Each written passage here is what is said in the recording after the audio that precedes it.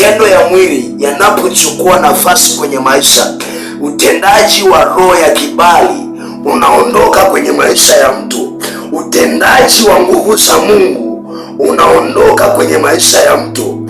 Wakati ambao mwili umeinuka juu, Mungu anashuka chini ili kuangalia utaamua nini juu ya utendaji wa mwili na utendaji wa Roho Mtakatifu. Ikiwa utampa Mungu nafasi, utampa Roho Mtakatifu nafasi ya kukuongoza wewe, automatically utaushinda mwili. Yale matendo ya mwili yatanyamaza, atazungumza Roho Mtakatifu badala ya mwili. Ikiwa mwili utapaza sauti kwamba ninahitaji hiki kitu, kama ni jambo baya ambalo mwili unahitaji, Roho Mtakatifu atazuia jambo hilo lisiendelee ndani yako. Lakini wakati mwingine vijana tumepoteza neema, sio kwa sababu hatustahili kuwa na hiyo neema, bali ni kwa sababu tumeupa mwili kipaumbele kuliko Roho Mtakatifu. Yesu asifiwe. Yesu asifiwe. Mambo machache ambayo unahitaji kuyajua. Mambo machache ambayo unahitaji kuyajua.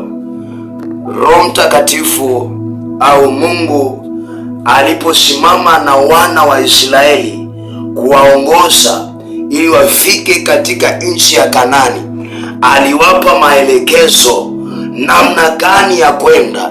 Mungu alimpa maelekezo Musa namna gani wanaweza wakafika katika nchi ya ahadi.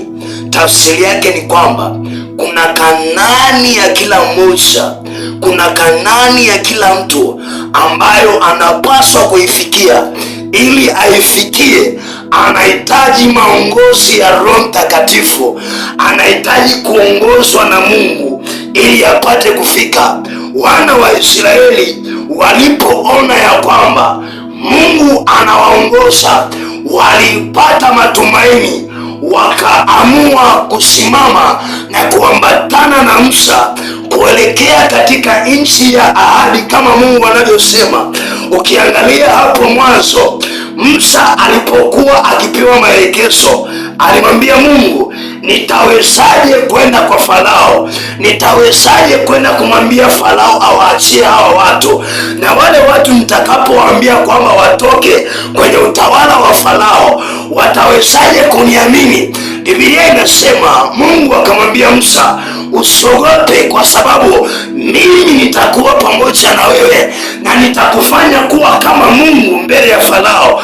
Tafsiri yake, Musa asingeweza kuongozwa na Roho Mtakatifu au asingeweza kuongozwa na Mungu, asingepata kibali mbele ya Farao, wala asingepata kibali mbele ya wana wa Israeli, wala asingesikilizwa, kwa sababu alipata neema ya kuongozwa na Mungu. Akapata neema machoni pa wana wa Israeli.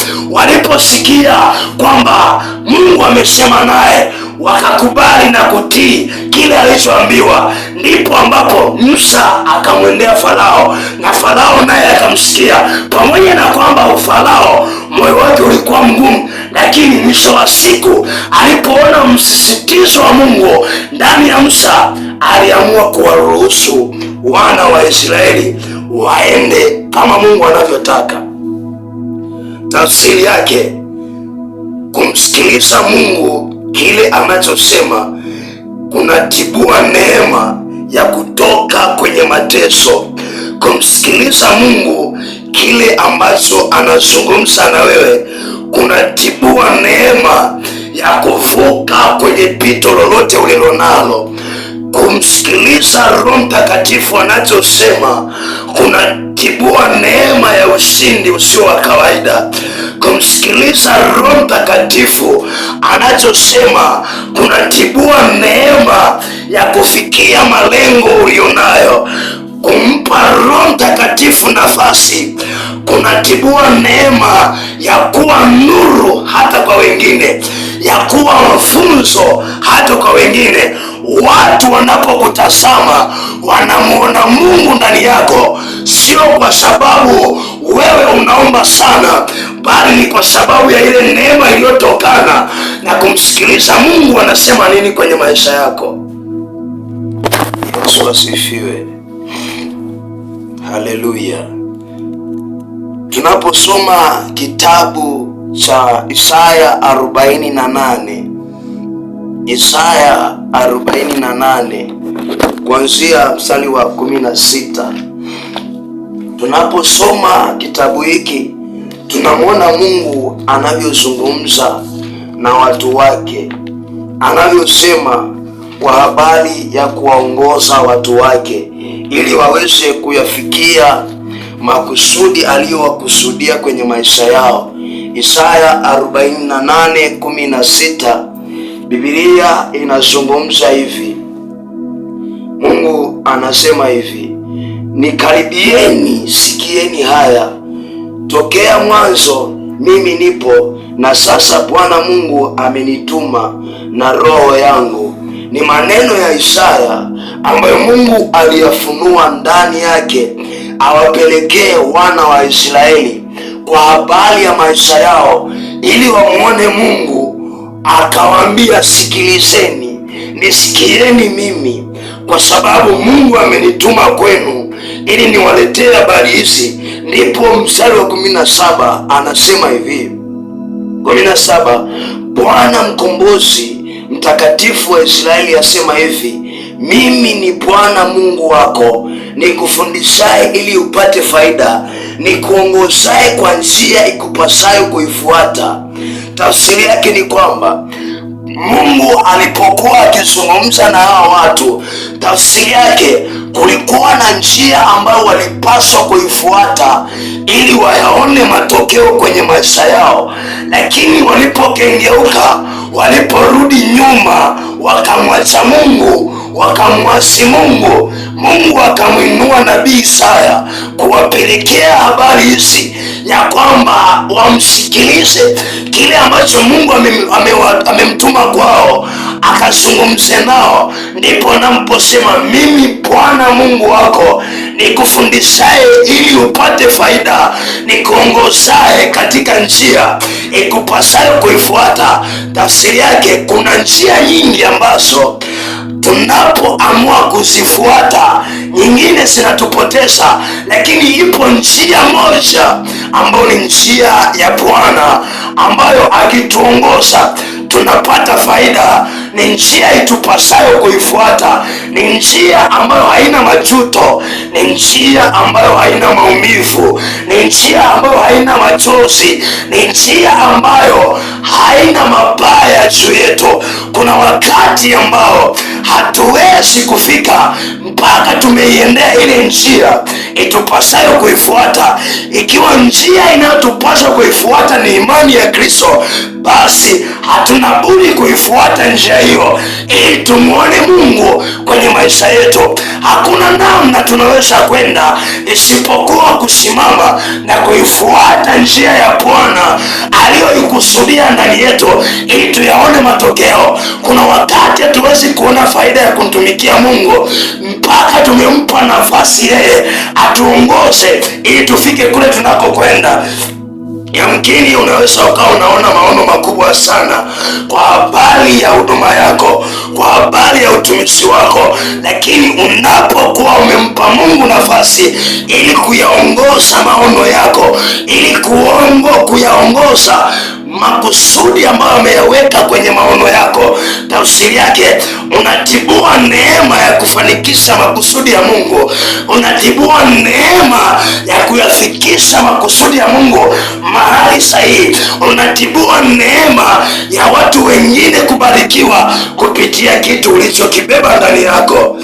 Hatuwezi kufika, hatuwezi kufanikisha mambo yote pasipo kuongozwa na Roho Mtakatifu. Shetani yupo mbio kutufukuzia sisi kama Wakristo, yupo njiani kutuandama, kwa sababu anajua tunaposimama na kumpa Mungu nafasi tunatibua neema kwa wengine, lakini pia tunazuia utendaji wa nguvu za giza kwa kiwango cha juu. Ndio maana anapigana sana kuangamiza roho ya Mungu ndani ya vijana, kwa sababu anajua ndani ya hao watu kuna neema ambayo inatiburiwa hata kwa ajili ya wengine.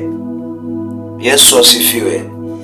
Neema ambayo ilitiburiwa siku ya Pentekoste, wakapokea roho wale tena sala.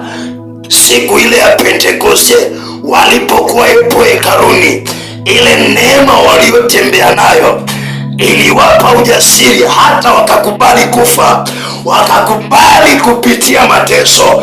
Wengine wakafungwa gerezani, wengine wakapigwa mishale hata kufa, wengine wakachoma moto, wengine wakapigwa mawe. Ni kwa sababu nini? Ile neema ambayo waliipokea iliwapa ujasiri wa kusimama hata kumtangaza Kristo mbele ya watu waliomkataa. Kwa sababu hiyo tunahitaji neema ili kushinda, ili kufikisha makusudi ya Mungu mahali sahihi. Tunahitaji kuongozwa na Roho Mtakatifu.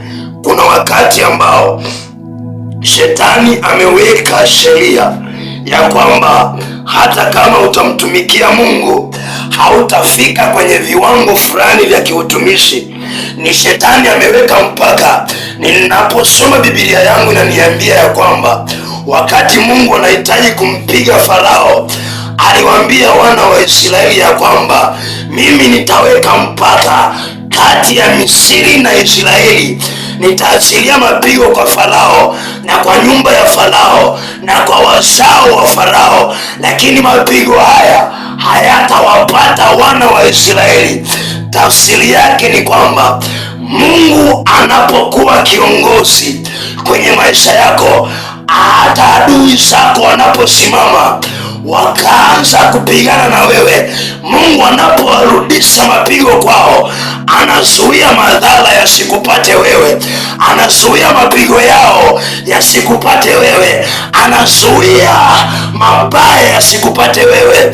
Hata wakati mwingine anasema kwamba wainukao juu yako watapigwa mbele yako, hata watakapokuja kwa njia moja watakimbia kwa njia saba. Tafsiri yake, katika njia unayoiendea kuna adui ambao wanakuandama, lakini ukiongozwa na Bwana, ukiongozwa na Roho Mtakatifu, haya mabaya yao hayatakupata. Hata watakapokufuata kwa njia moja watakimbia mbele yako kwa njia saba, kwa sababu Mungu atakugeuza kuwa mwali wa moto, atakugeuza kuwa silaha ya moto.